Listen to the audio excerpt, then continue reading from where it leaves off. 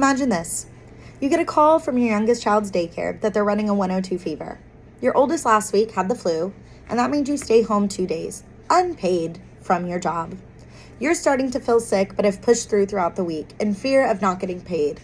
But now you have to choose between losing daycare because you are not picking up your child when they are sick, or losing pay and not being able to pay your bills at the end of this week because of your lack of hours.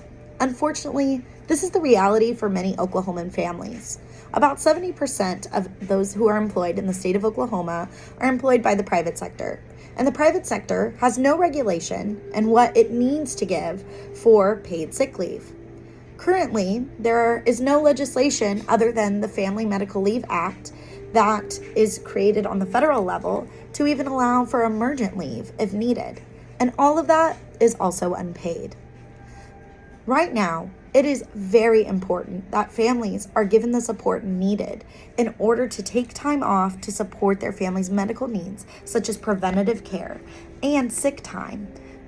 Without this required leave, families are not given the opportunity to support one another and support health outcomes. In fact, it is often pushed that preventative care makes the difference between families needing to come to the doctor and recurrent sickness or not.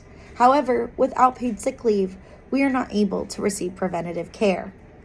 With that, House Bill 1963 was proposed for the 2025 Oklahoma legislative session. It is currently in one of the committees within the House, and it is being pushed along in the process.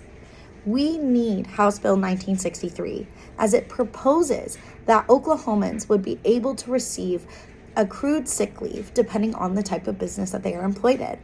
They would be able to accrue up to 40 hours of paid sick leave if employed by a private or a small business, and up to 56 hours if they were employed by a larger corporation, which is defined by 25 or more employees within the business.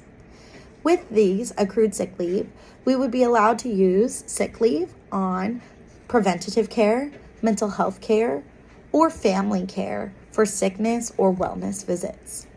This makes the difference for Oklahoma families to be able to receive the care needed and allow them to prioritize their health.